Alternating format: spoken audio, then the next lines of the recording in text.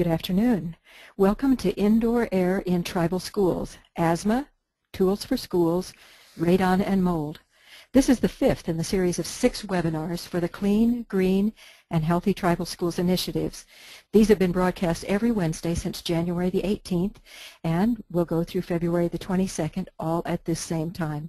Several of the programs were double features, such as the one next week on energy conservation and water conservation. You are joining 117 other guests from communities, tribes, government agencies, universities, child care programs, city employees, state employees, and businesses. Thank you for your interest in our health, in the health of our schools and our communities. There are 4 ways that you're going to be invited to participate in the webinar today and in the webinar in these series.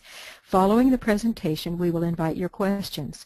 You may present a question or a comment in either of 2 ways. The first is to raise your hand. Simply click on the symbol of the hand on the control panel that you see on the right side of your screen. During the question and answer session, I will open up your microphone so that you can ask the question on the air. Other participants will hear your question and the presenter's answer. You may also submit a question at any time by typing it in the question box in the lower part of the panel. I will forward that question to the presenter during the question and answer period. We want to know what you know and what you learned from participating in the webinar. So we have included 4 polls this time in which you're going to be invited to participate. When you leave the session, you'll also be asked to respond to 4 multiple choice survey questions. This should take you 40 seconds or less to complete. In addition to today's programs, 1 more webinar topic in our series of 6 will be presented next Wednesday, February 22nd, the double feature that I mentioned on conservation. The link for registration is found at http://www.epa.gov/region8/tribal schools. In the event that you were unable to attend the first 4 webinar double and triple features, including one on school chemical cleanout, lead-based paint, integrated pest management, and green cleaning in schools, recycling, composting, and gardening, all the webinars will be available at that www.epa.gov website, or contact the project manager or project coordinator for additional options. 9 diverse professionals, known experts in their fields, have looked forward to providing this and the other webinars in the series. In a few moments, you'll be introduced to today's speakers, shown here in the middle 2 photos in the lower row. I'd like to introduce the people behind the scenes of Clean, Green, and Healthy Tribal Schools Initiative. At the top left is the contract manager, Matthew Langenfeld. Matthew is the Chemical Initiative Coordinator for the Pollution Prevention and Toxics Unit of the Environmental Protection Agency in Region 8. Sean Lopez, President and owner of Orion Environmental, is the project manager. Orion Environmental provides environmental site assessments, abatement, removal, and inspections for schools and other buildings. Also provides contracting and specialized training. Finally, I am Dr. Carolina Smiley Marcus, the project coordinator and your facilitator for the webinars.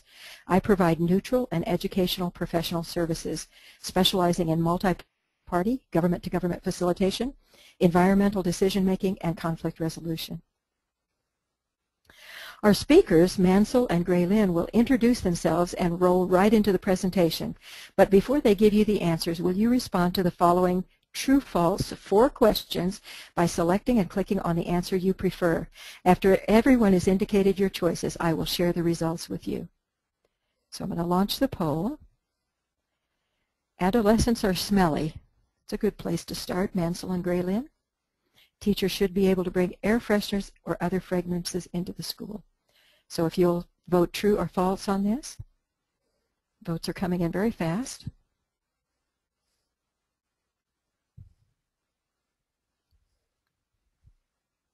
%70 have voted. So if we can get everybody's opinion here, 77%, that's great.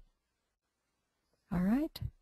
I'm going to slowing down, so I'm going to close the poll and show the results. So Graylynn and Mansel, that's what people are thinking right now. Let's go to poll question number 2. The proper way to control mold is to kill all the mold spores using strong bleach solutions. Is this true or false? I'm going to launch the poll. People are voting.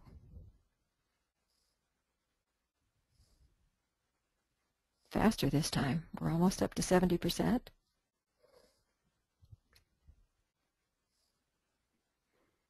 Where's that other 4% we saw last time? There you are. Great. All right. We'll close the poll. Share the results with you. Again, a little bit of a mixed result. So let's go to question number 3. See how you do. Launch the poll. Radon poisoning will result in a variety of health symptoms, including shortness of breath. Is this true or false?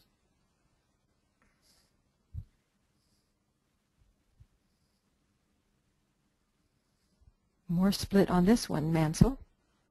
71% have voted. Looking for that 80% mark again.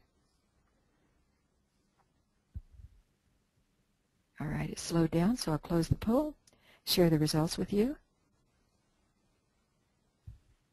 And let's go to the 4th question. Children should be permitted to carry their own medications for the treatment of asthma symptoms.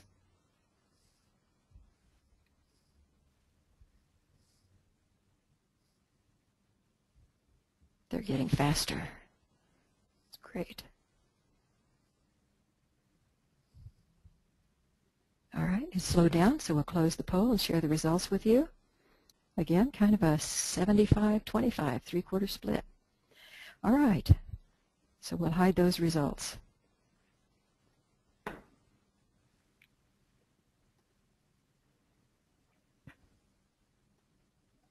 So Graylynn will be describing asthma issues and resources, such as tools for schools, and Mansel will tell us why radon is an issue in our homes and schools and why we should be concerned about mold.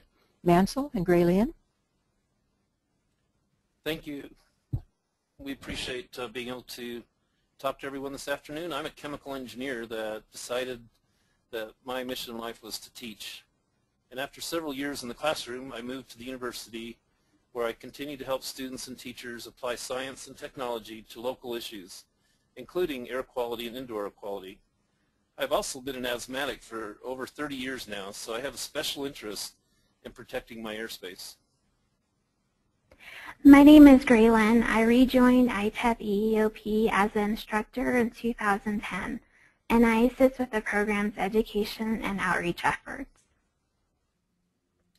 After an introduction to our lungs, we'll be talking about indoor air quality in tribal schools.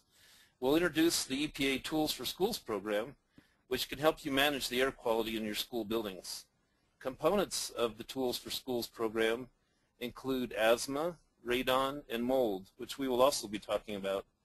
Finally, we'll share some resources from our own organization, the Institute for Tribal Environmental Professionals. Both Mansel and I worked on separate occasions with the Tohono O'odham School and Environmental Office to conduct indoor air quality assessments. During both visits, we worked with teachers and students on the importance of conducting indoor air quality assessments. Pictured is a Tohono O'odham student with a lizard stick, which will be described later in our presentation.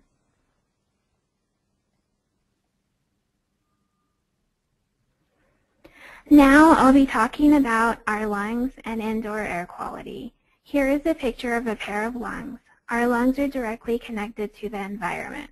We breathe in any gases that are in the air, whether we want to or not.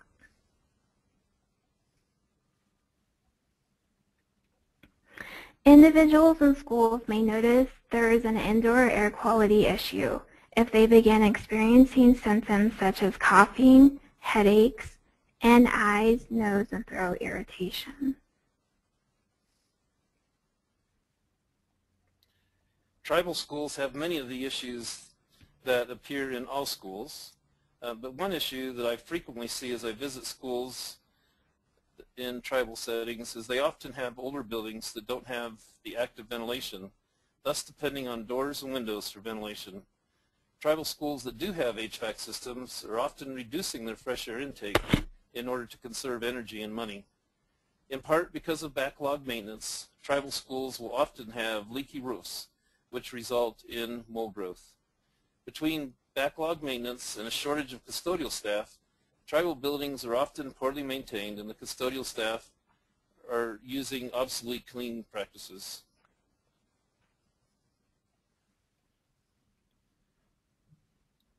Of course, the most common pollutant source in all buildings is people. Each person brings with them a variety of pollutants, including body odors, and attempts to hide the body odors with chemicals. People also carry diseases which can be shared via the air. Of course, our buildings are all about people, though, so we have to look at other sources. One important pollutant source that's often overlooked is radon, which comes up from the earth. We'll be talking more about radon later in this presentation. Teachers and students bring a variety of air pollutant sources into the room, including pets and dirt on their feet. The classroom can also be impacted by pollutants from the outside. This picture represents something I find all too often in classrooms. When I asked a teacher why they had a chemical air freshener in the classroom, I was informed that 6th graders stink. Air fresheners in the classroom add more pollutants to the air and should be recognized as a cry for help.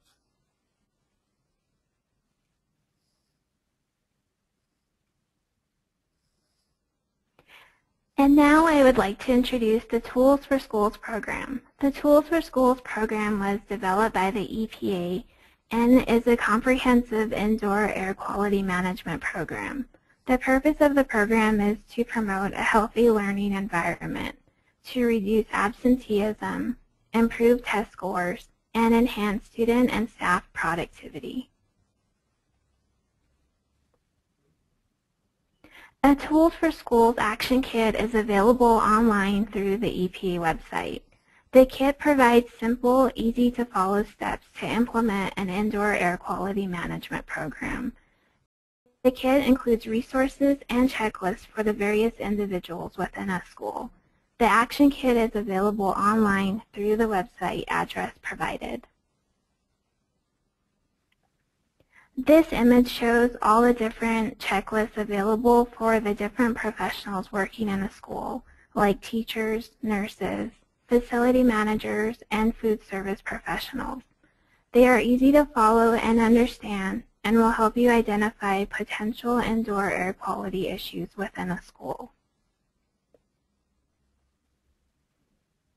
The framework is designed to promote proven strategies for indoor air quality management and can help everyone involved in your indoor air quality program understand the purpose of the work that your team does every day and how those day-to-day tasks can translate into significant environmental health achievements in schools.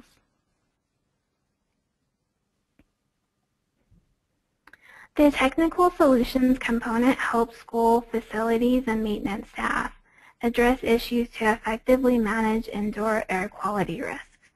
For example, solutions for providing quality HVAC include inspecting the HVAC systems on a regular basis and establishing a maintenance plan, changing filters on a regular basis, and keeping unit ventilators clear of books, papers, and other items. Mansel will address moisture and source control in a previous webinar, with Mike Daniels address integrated pest management. Well, in addition to the Tools for Schools program, we have some other additional basic measurements that we'd like to recommend. This picture shows Kermit Snow from Fort Belknap using the smoke stick that showed up in a picture earlier. This is a method for detecting airflow, which is one of our important aspects of maintaining good air quality in our buildings. Kermit is checking to make sure the fume hood is working. Another device that I would highly recommend is a carbon dioxide meter, which allows you to indirectly measure ventilation. When a classroom is not adequately ventilated, you can assume that other pollutants are also building up, including pollutants such as the body odors that we talked about earlier. A carbon monoxide monitor is important for any building that has a combustion device, such as hot water heaters, boilers, and stoves. In addition, we'd also recommend a moisture meter to help identify moisture problems that can lead to mold. There are many other measurements that you might want to consider, but these are the basic ones. And if you're interested in more, of course, we can help you with that.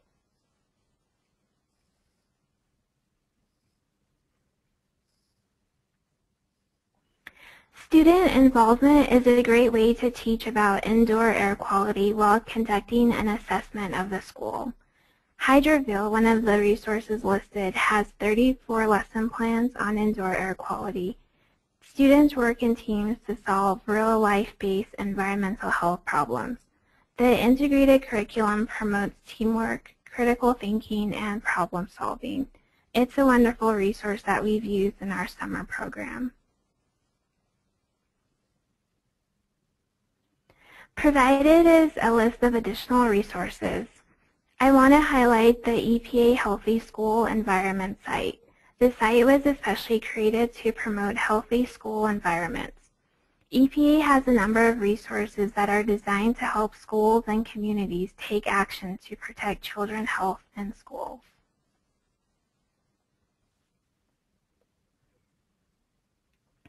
Asthma in tribal communities is a particular concern.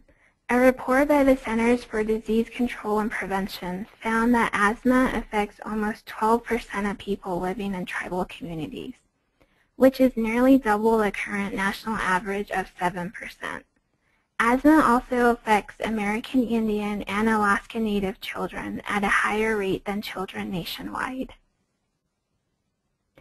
Asthma is a disorder that causes the airways of the lungs to swell and narrow.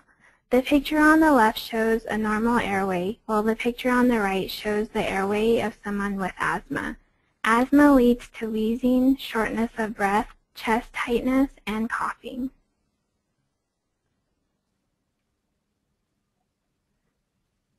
The causes of asthma are unknown, according to researchers. We do know that there is a strong link to family medical history and exposure to tobacco smoke, and there are many other connections that are still under investigation. One theory researchers have for what causes asthma is the hygiene hypothesis.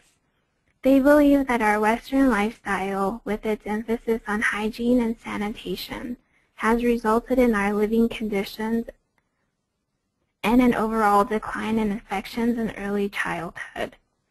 This affects the way that young children's immune systems develop during childhood, and it may increase their risk for asthma. This is especially true for children who have close family members with asthma.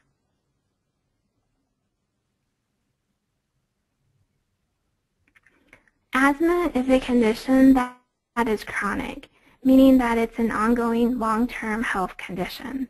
It is potentially life-threatening. It can occur at any age.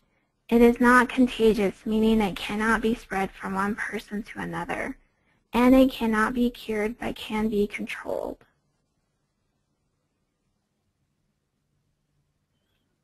Not all people with asthma are affected by the same factors, and their sensitivities can change over time. For example, asthma can also be triggered by exercise, known as exercise-induced asthma.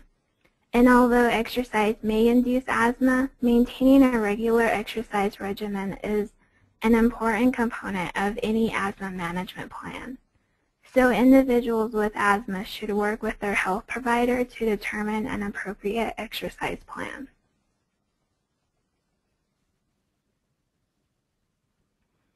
Again, asthma triggers differ for individuals. The typical triggers are listed on this slide. One that people normally don't realize is a trigger is cockroaches. There are certain proteins in cockroach feces and saliva that may cause allergic reactions or trigger asthma symptoms in some individuals.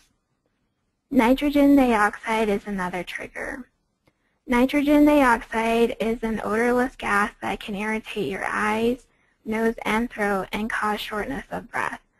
Nitrogen dioxide can come from appliances inside your home that burn fuels such as gas, kerosene, and wood. Nitrogen dioxide also forms quickly from emissions from cars, trucks and buses, power plants, and off-road equipment. Smoke from your stove or fireplace can also trigger asthma. And studies have shown a connection between breathing elevated levels of nitrogen dioxide for a short period of time and increased visits to emergency departments and hospitals for respiratory issues like asthma.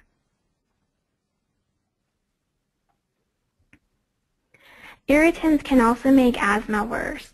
Outdoor air pollution, including diesel exhaust from buses, can cause asthma episodes.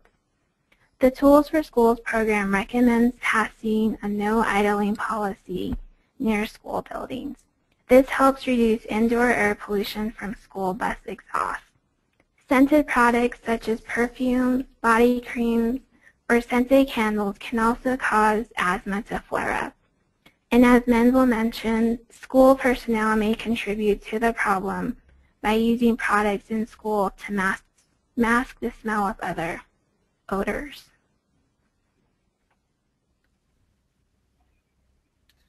As an asthmatic of many years, I appreciate any help that I can get with reducing the air pollutants and asthma triggers. People use a lot of perfume products, and they forget that they become quickly desensitized to them. Many products are used to clean schools, give off perfumes and fragrances. Again, most people don't understand that clean is the absence of smell, not the presence of. If you choose to smoke, please don't smoke around others, especially children. Tobacco smoke has been identified as a cause of asthma, and it's also a very strong asthma trigger. We can all work together to improve the air quality in our schools and community, as well as learn more about asthma prevention and treatment. After you learn more, I would encourage you to teach others as well. Well, we skipped the slide with more information, but it has the links, and they'll be available on the website. There we go. And one that I'd particularly like to point out is the Native Air Program. This is a program that was specifically designed for tribal communities. There's posters and pamphlets and other useful information. The Indoor Quality Tribal website, EPA website, is another excellent resource that you might want to look at. So we're going to leave asthma now and start talking about another important contaminant in our schools, which is radon. And radon is a radioactive gas that's found everywhere. It is found both outdoors and indoors. It's found in all kinds of buildings. Furthermore, there is no known safe level of radon exposure.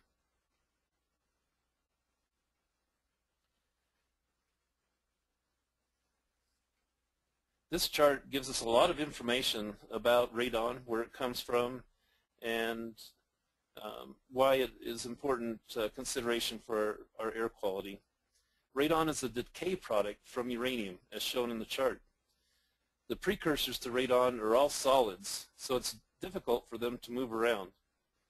Once radium, and if you look on the slide there, you'll see radium several steps down from uranium, decays to radon,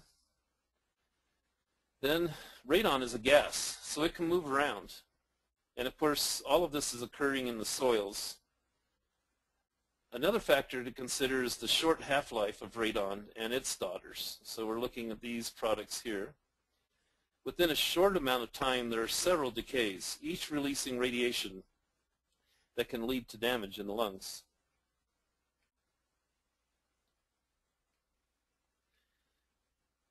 As is depicted in this diagram, since radon is a gas, it is easily inhaled, and once it's inside the lungs, it can decay, as shown in the previous chart, resulting in doses of radiation to our very fragile lung tissue.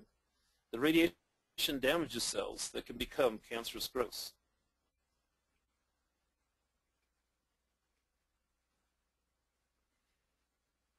There are no individual health symptoms associated with radon exposure until the cancer itself develops.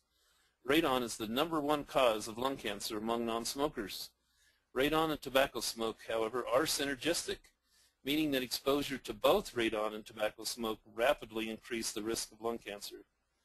The EPA estimates that there's about 21,000 cancer deaths every year that can be associated with radon exposure, including nearly 3,000 among people that have never smoked.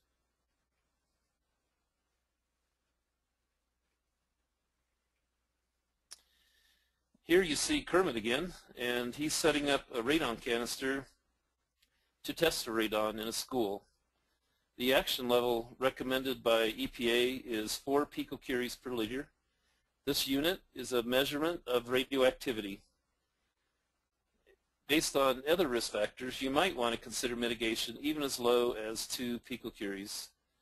Fortunately for Kermit and for the school that he was testing, this particular test was less than 2 picocuries.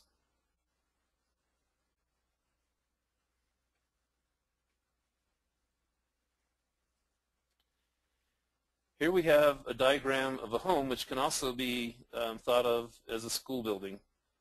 The same thing happens in school buildings. The radon comes up from the ground. So you can see in this area here, it refers to the ground pores. And because of buoyancy of warm air that rises through exhausts or windows in the home, we have a general movement of air up from the ground. This is called the stack effect. This tends to create a small negative pressure on the ground, pulling radon into the building. Radon is found in all 50 states, including Alaska. And the only way to know whether or not you have radon is to test for it.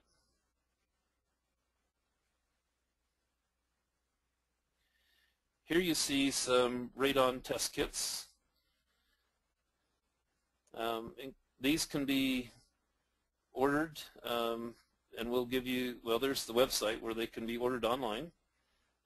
These canisters need to be exposed for a period of time as outlined in their instructions and then sent to a laboratory to be tested.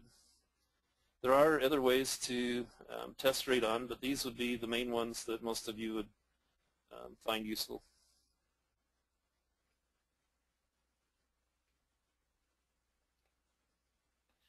Tribal offices can order test kits through our website, given there, nau.edu/IAQTC. And then individuals can purchase test kits, and we've given one website there that will give you links to many places that you can go, or you can go to your local hardware store. And I found that if I just Google radon test kits, I'll get lots of options.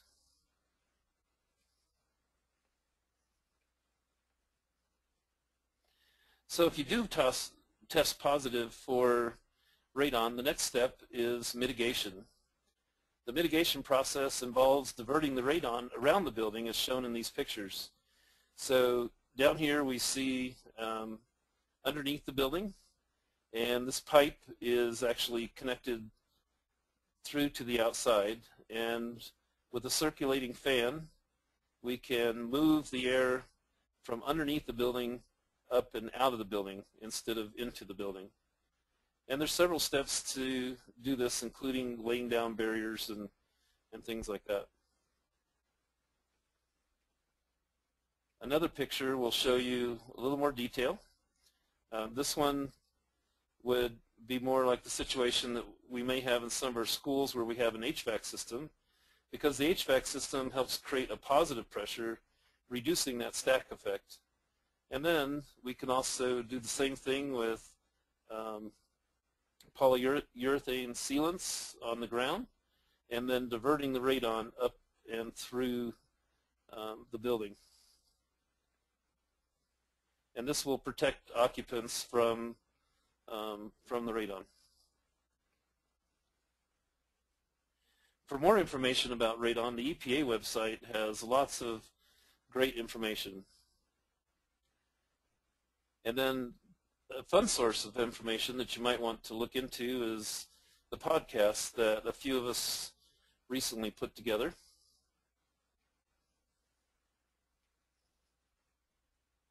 This podcast was done in cooperation with the Native American Calling Show, and it was a radio show that was actually produced by them.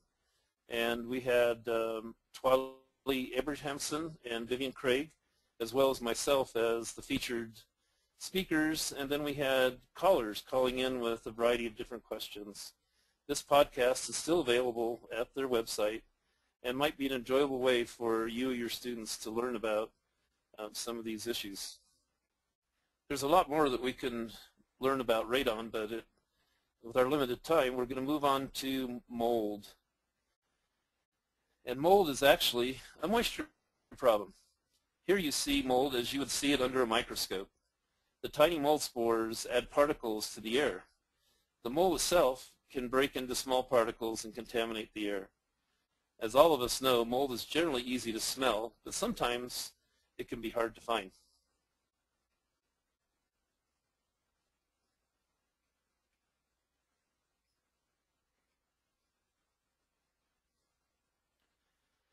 Mold naturally lives in the soil, and it helps with decaying organic matter. It breaks down leaves and wood and plant debris outside, and is an important part of the ecosystem.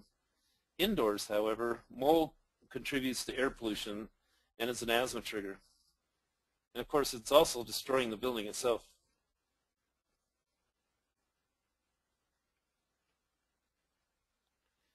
One of the confusing aspects of the health issues is that people tend to have a lot of different reactions to mold.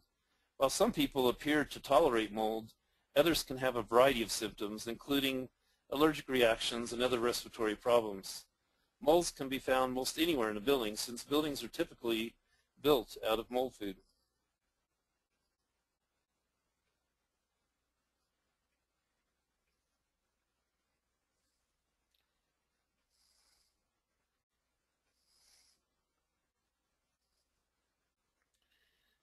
Again, a reminder, the key to controlling mold is controlling the moisture. If the building has roof leaks or plumbing leaks, you need to fix the leak in order to eliminate the mold. You may also need to manage the relative humidity in the building.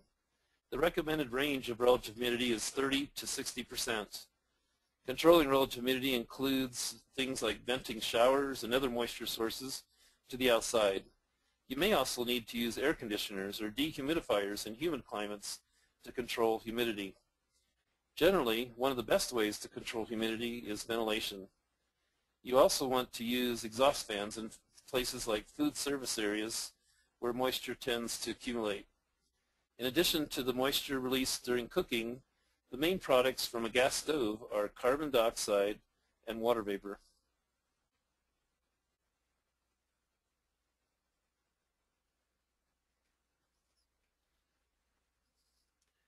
High relative humidity combined with cold surfaces leads to condensation forming. You can reduce the potential for condensate by properly insulating outside walls. One of the common problems can be the formation of condensate inside the walls because of poor insulation. Also, be careful where you install carpets. Generally, I discourage the use of carpets in schools, but if you do want to install carpet, pay particular attention to drinking fountains and other places that might get wet on a regular basis. Carpet on a cold concrete floor is another way to create the perfect home for mold.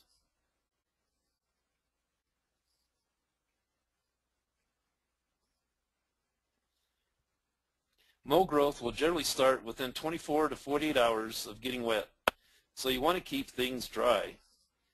If mold does start to grow, you want to clean it up and eliminate the source of moisture. There is no need for harsh cleaning chemicals like bleach to kill the mold. Simple removal with soap and water is fine on hard surfaces. Absorbent materials like ceiling tiles or carpets may need to be replaced. It is important to protect those doing the cleanup as well as the building occupants during cleanup operation. Large cleanup operations require significant protection measures such as ventilation and plastic sheeting to ensure that other parts of the building are not contaminated.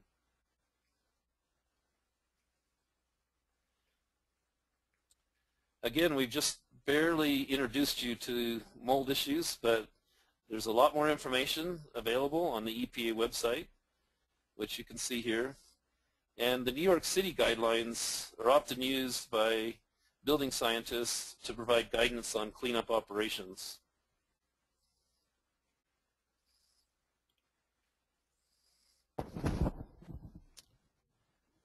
And of course, we also want to offer to anyone that has concerns or needs the resources from our organization. the Institute for Tribal Environmental Professionals. We have an air quality outreach program, and the website is there, nau.edu/EEOP. And through that program, we're happy to work with teachers and students with curriculum and other things, including visits to your school. In our program, the Indoor Air Quality in Tribal Communities, we have a number of resources available, including technical assistance and also more resources on the web. That one you can find at nau.edu/IAQTC. And we're really excited to be able to work with the EPA on providing these resources to communities. And in fact, we're looking for communities that have a particular interest in taking on some projects that we can help and also bring EPA resources to. For radon testing, again, our website provides a request form where you can request the radon test canisters. This would be for tribal staff doing a number of measurements, so this is not for individuals. And the tribal staff can request the radon canisters, and then they would work with their community to implement the testing and get the results. We also have our American Indian Air Quality Training Program, and that can be found at nau.edu/ITEP. And through this program, we're able to offer courses to tribal professionals. So I know that most people on the webinar today are from schools, but you can let your tribal staff know that we provide training. And in fact, I'm working on a course that we will be offering in April in Oneida, Wisconsin, for the Oneida tribe in Wisconsin.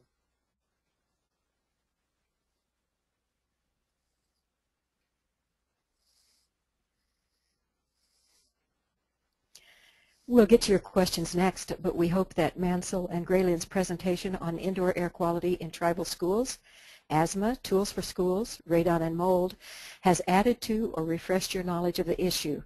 Will you respond again to the following polls? Teachers may have to bring in air fresheners to mask the odors that adolescents bring into the classroom.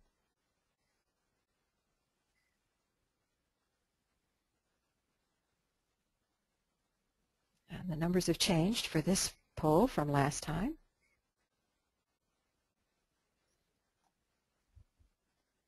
All right, 80% have voted. We'll close the poll, share the results with you. Different numbers this time, Mansel and Graylynn. So let's go to the next question. Shortness of breath is strong bleach is required to kill mold spores and control mold from spreading. True or false?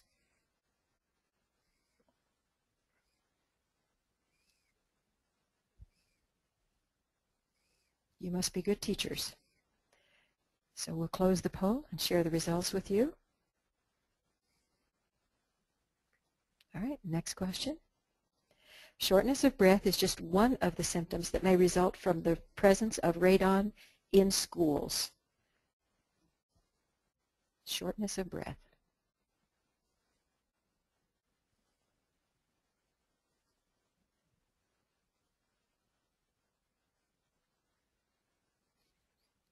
Same numbers from last time almost, so I'll share the results with you. All right, let's go to the last question. Children should be discouraged from bringing their own inhalers to school for the treatment of asthma symptoms.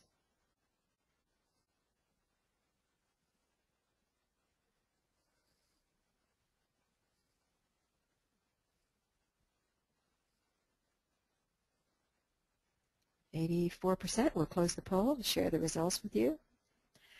So Mansel and Graylynn, do you have any observations based on what you see our participants are saying? I think I do.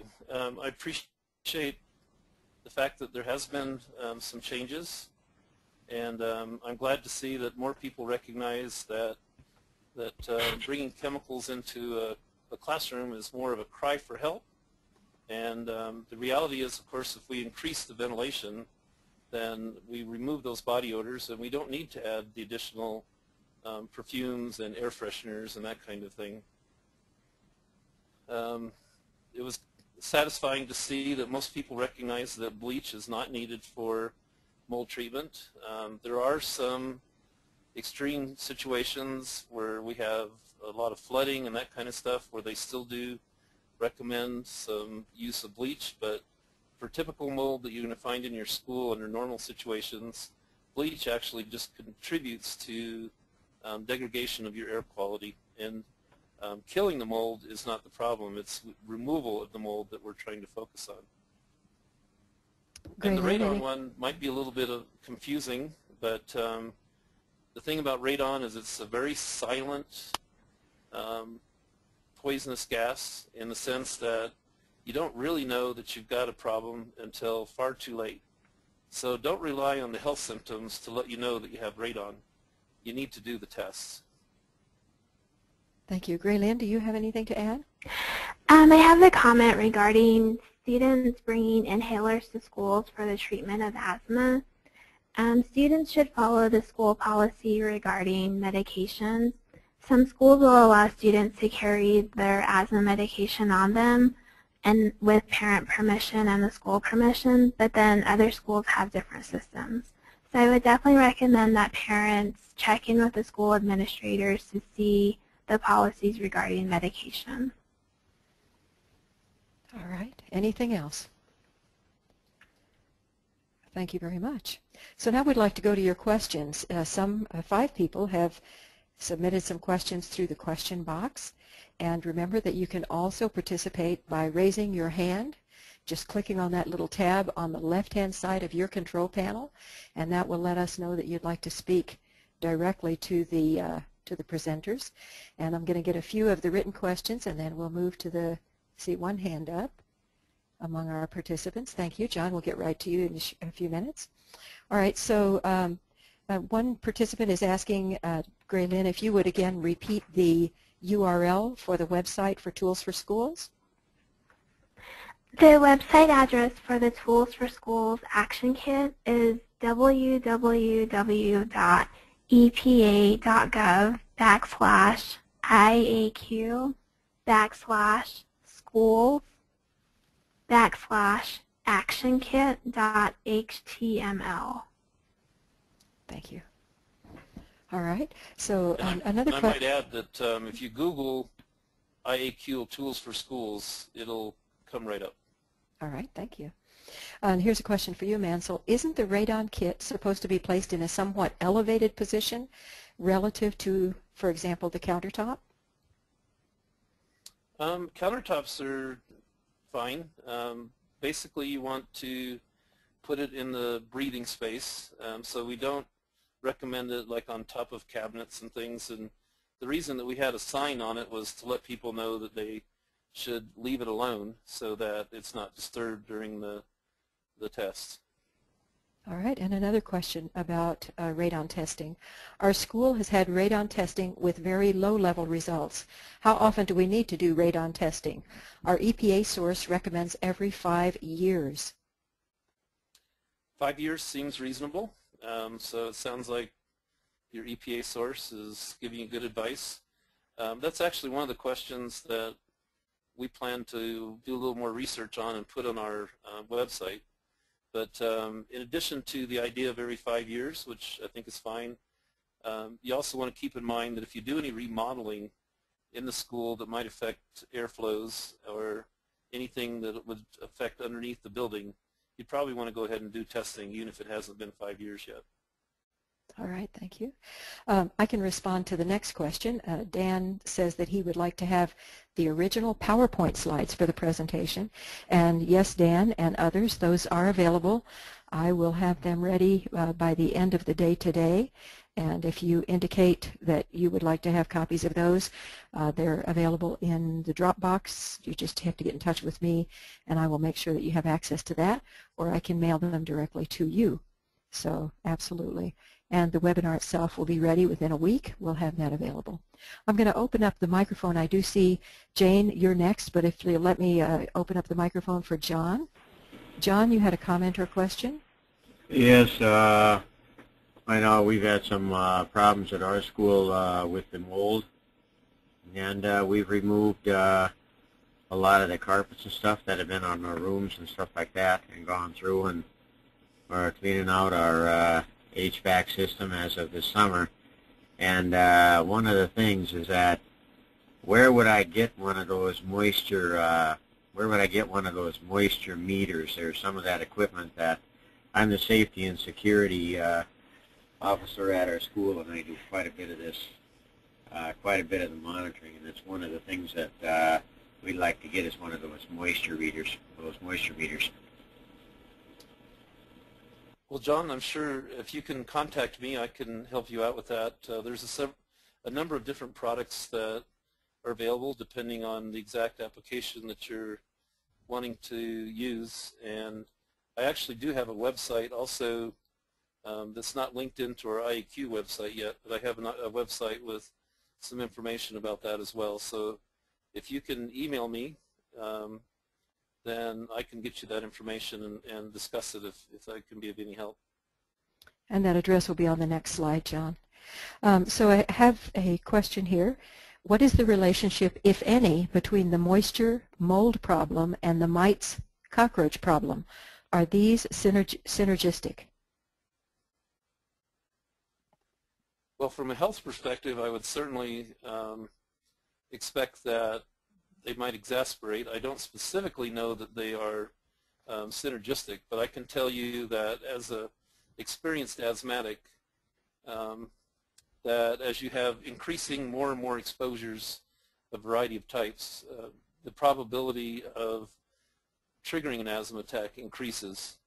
So you definitely want to do all you can to eliminate as many of the triggers as possible in order to control the trigger of asthma. All right. And Barry, I see your question. I think I answered that already. Absolutely. You can have a copy of the PowerPoint slides, and those will be available. I'll be sending out messages to the attendees today, and you'll have that information within about an hour, maybe an hour and a half, when they release the attendance list. So next question, are there any laws or regulations that exist or that EPA could develop to ensure that school administrators are addressing mold or radon? And we do have Matthew on the line if you'd like for me to open his up to have him speak to that, Mansell, but maybe you can. Well, I certainly can, and I'd also love to hear from Matthew as well. This question does come up from time to time, and I appreciate the fact that they're asking the question. But for the time being, as a matter of national policy, basically, we've decided not to try to regulate indoor air, and there's probably a variety of reasons behind that decision, including the difficulty of doing it, and also, if you could imagine, the possibility of imposing on people's homes. But in the school area, I would be all for more regulatory enforcement. But on the other hand, one of the advantages of the lack of regulation is that I can go into a school as a friendly advisor and educate them and let them make the decision about what their priorities are. So I think there are some advantages, but I definitely would like to see more administrators concerned with these issues and taking action. Matthew, I'm going to unmute you. Is there anything you'd like to add? Matthew Langenfeld, he's the project coordinator, project manager. Thank you, Carolina. I would just like to confirm that Mansell's answer was correct, and I really don't have anything to add to that. All right, thank you. Okay. Question about this. What if the countertop is made from, for example, Brazilian granite? And I think they might be referring to the radon issue. Mansell? Yes, I hear that question from time to time, so I recognize it. It's certainly a possibility. All the building materials that are natural materials could potentially have the radioactive precursors to radon. And of course, the way to know whether or not it's a problem is to test your home. So you test for radon, and it'll give you an assessment of basically your overall home over time. And that'll let you know whether or not you have an issue. And if you do have high readings, then you certainly might want to look at the building materials of your home and consider making some adjustments. And actually, this has happened in an extreme situation in places like Navajo Nation and Spokane Tribal Nation, where they have a lot of uranium mining. People have actually taken products from the mine and integrated it into their home, whether it be through cement or building blocks or other things. And we tend to find very high radon readings in those kinds of structures. So it's definitely a potential problem, and the way to know is to test your home for radon, and then you might need to make some decisions about making some changes in the structure of your home. Thank you. And Vivian contributes that she says 4 inches from any other object, and I'm not sure if she's talking again about radon. She says that's the protocol. Yeah, she's the radon project officer at Navajo Nation and very experienced with doing the testing. So. All right. So Vivian, would you like for me to open your microphone to have you add anything to that?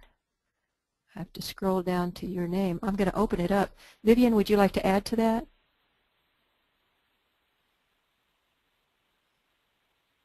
I guess she doesn't have a way to do that. All right. Then the next question is, does NAU have a lab associated with the radon kits that might be free of charge, or is only the radon testing kit free? NAU doesn't have a lab, but what we're doing is coordinating with the Indoor Environments Lab in Las Vegas, and it's part of the service provided by EPA through that lab. So the testing isn't done here. The kits are shipped from Las Vegas, and then they'll be, when they're ready to be tested, they'll be shipped back to Las Vegas, and the results will be provided. And actually, you need to coordinate through your regional radon person as well at EPA, and again, we can help facilitate that if you go through our website. But the actual testing is done in Las Vegas. All right, thank you. Vivian adds another note. She says that the Head Start centers on the Navajo Reservation test every other year. And Cynthia says, should I change my insulation in my attic when the insulation has been soaked during the thawing in the attic from winter to spring? And that's a question for Mansel.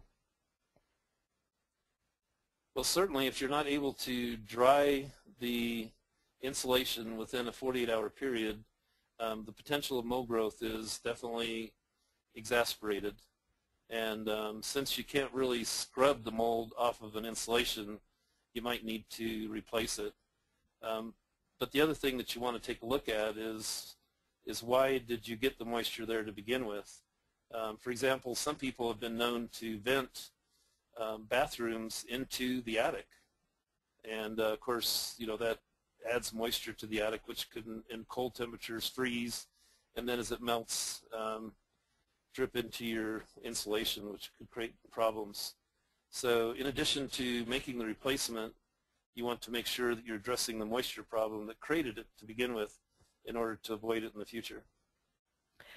So I've got, Vivian has made a couple comments here. Vivian, you wondered how to unmute yourself. I can do that and have now done it if you would like to add anything to the conversation. So I've unmuted you, Vivian. Are you able to communicate? Well, she's interested in trying. That's Vivian Craig, and you said she's with the Navajo Reservation. We'll see if she can do that. Nation, and she's the radon officer and has actually been doing that for over 10 years, and she's a great resource for folks that have specific questions about radon. And she was also one of the ones that was on that podcast radio show with me and gave people lots of excellent advice. And so, Vivian, if you can hear me and you would like or be willing to have other people contact you, please type in your phone number or contact information, and I'll pass that on. So Jane is back on, and again, Jane, I'd be glad to unmute your line if you'd like that. For example, she says, if EPA created a rule on mold pollution for schools only, could it work like the asbestos removal rules? Thank you for allowing this follow-up question.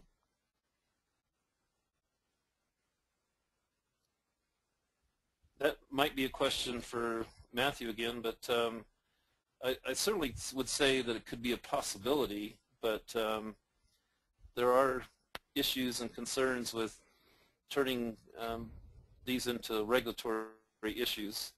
And at least from my perspective, I appreciate the fact that I can approach it from an educational perspective, but there's nothing stopping individual tribes as sovereign nations to consider those kinds of actions and to pass ordinances that would apply to their tribal communities in that way.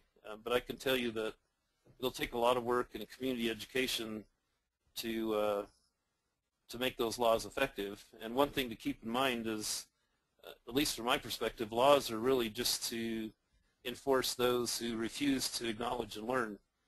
Even if you pass the law, if nobody knows about it and doesn't know how to respond to it, it's really not going to help much. So I really like the idea of education and teaching people, but I've been in the business long enough to know also that there's a lot of people that just don't recognize the importance of it and the fact that it's a priority. But I can also tell you the same thing happens with asbestos, even though that's regulatory and can get people into a lot of trouble. I find people all the time that aren't really paying attention to it. Thank you. Matthew, would you like to add anything to that? Yes, discussion? thank you, Carolina.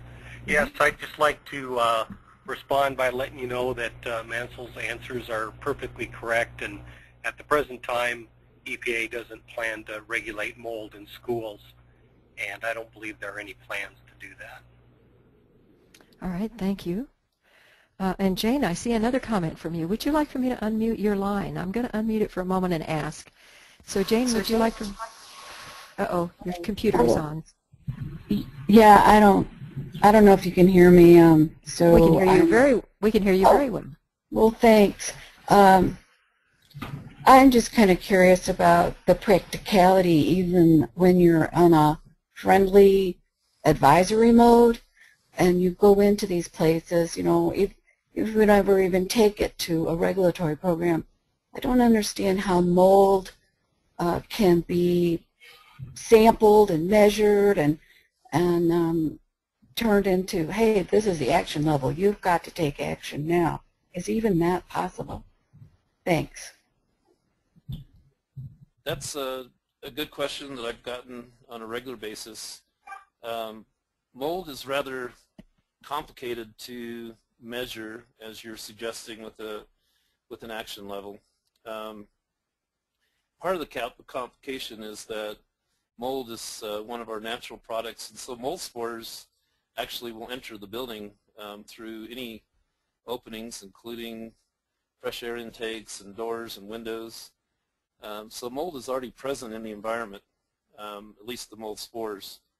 But there can be situations where you might want to do some sampling, but I want to emphasize that the EPA typical response is they don't recommend sampling.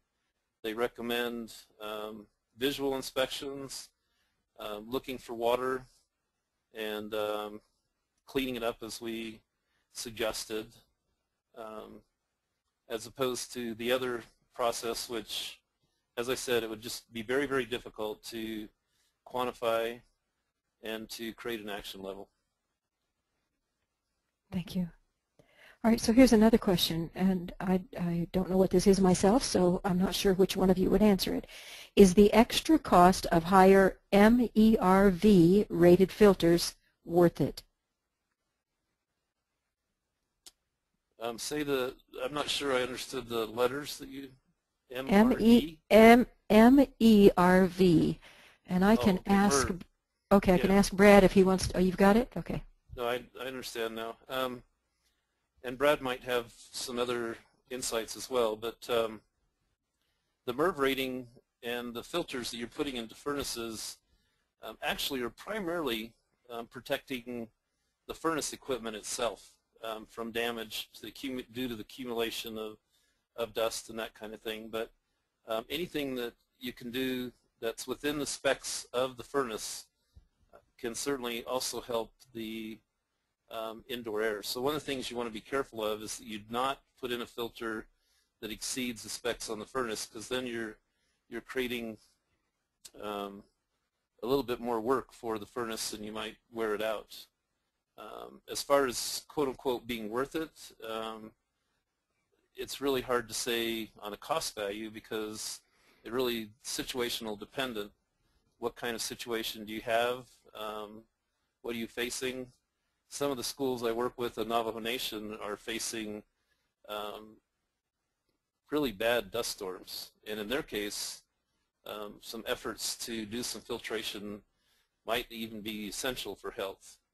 In other cases, maybe not so much. So it just kind of depends on your situation. All right. Brad, if you want to speak directly to Mansell, just raise your hand and I'll be glad to unmute your microphone.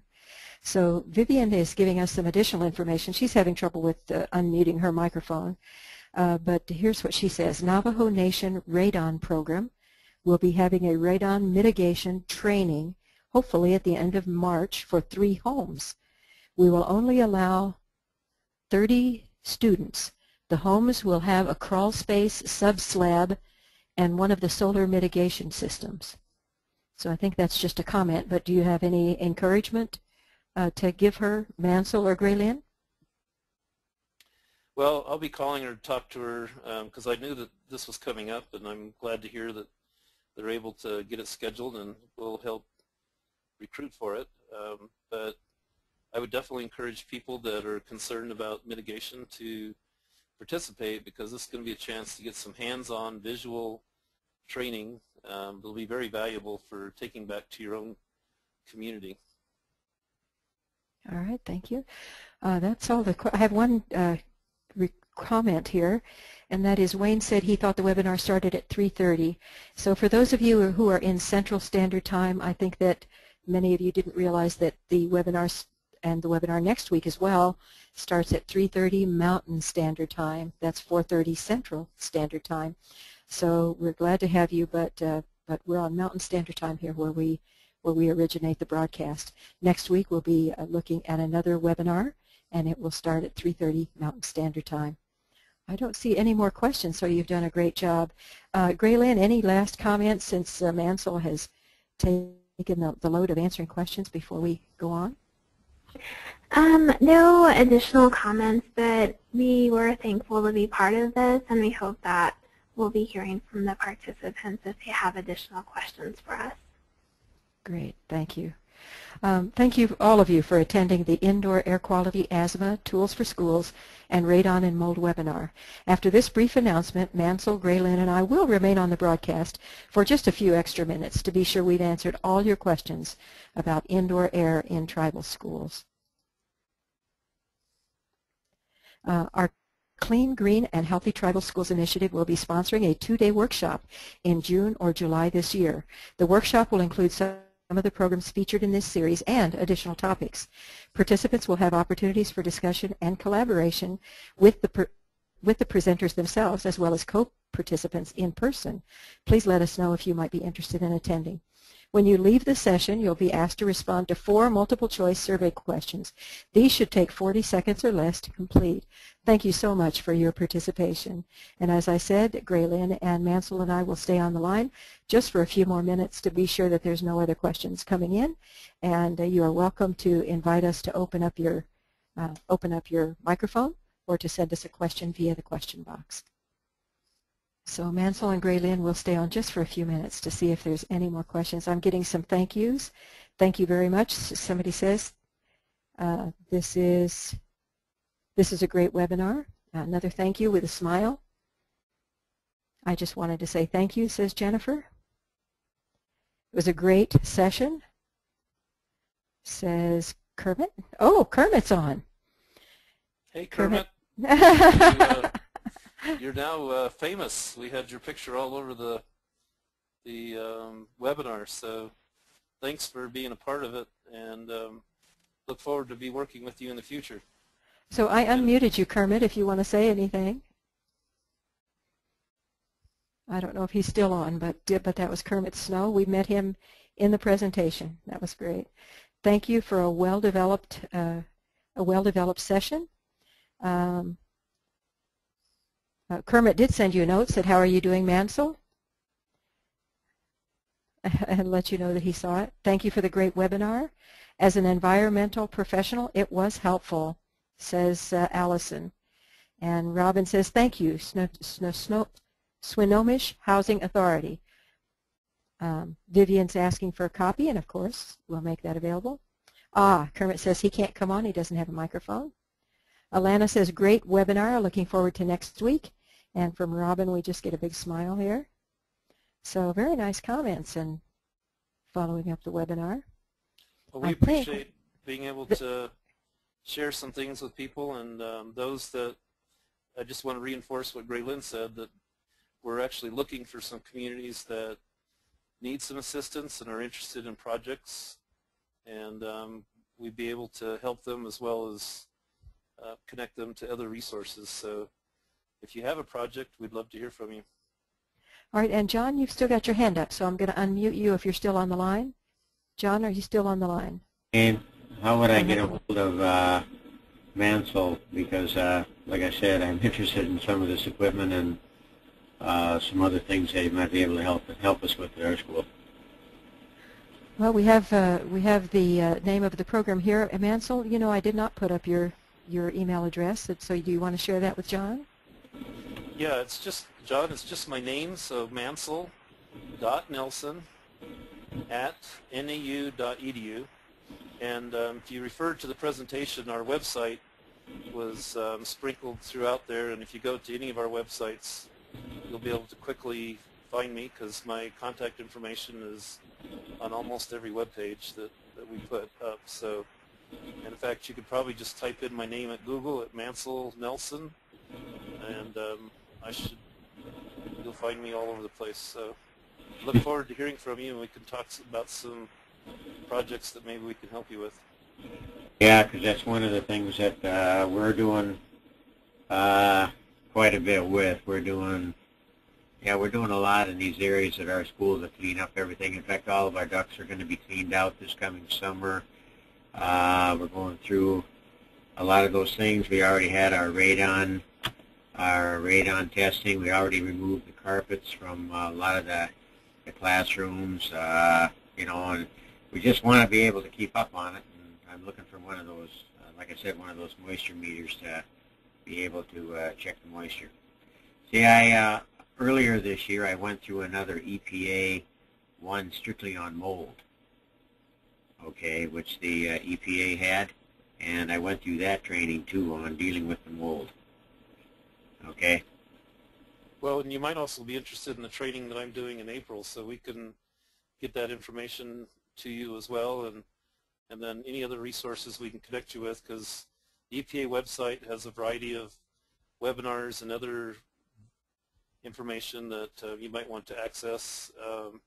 Rich Perel and David Blake have done a series of videos that are very helpful for people that are wanting to do some school assessments. So we can connect you to a lot of different resources to get some additional work done. So definitely look forward to hearing from you.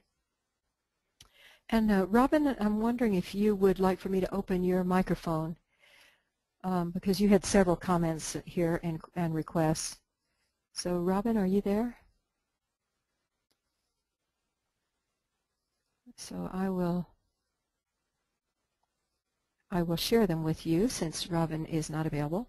She says, "Cool, they were on Native America Calling. I also do a radio show. Would love to have you on my show." And sometimes, she says. And she gives her email address. I'll pass that on to you, Mansell and Graylynn.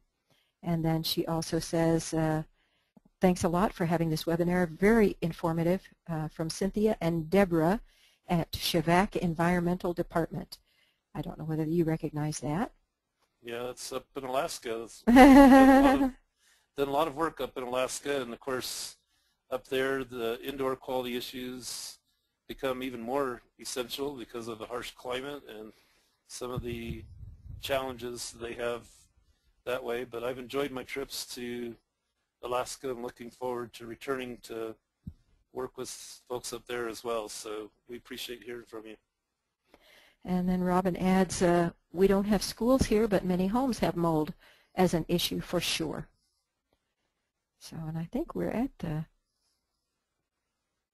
and again, Robin says, thanks for reading my comments, and has no microphone. So I don't see anybody coming in after Robin. So if you are still on the line, and many of you are still connected, if you have a question or comment, please let me know if you'd like to share orally with the presenters, or if you'd like to just send in a question in the question box.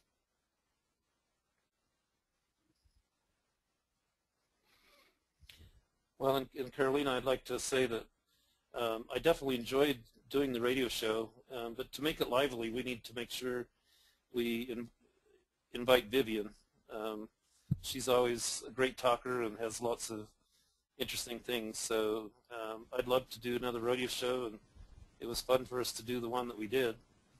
And but we want to make sure we have some interesting people to make your radio show worthwhile. Thank you. Well, we still have 31 people who are attending, or maybe they're multitasking, but they're still with us. So if anybody else has a question, we'll be glad to entertain that before we close the webinar.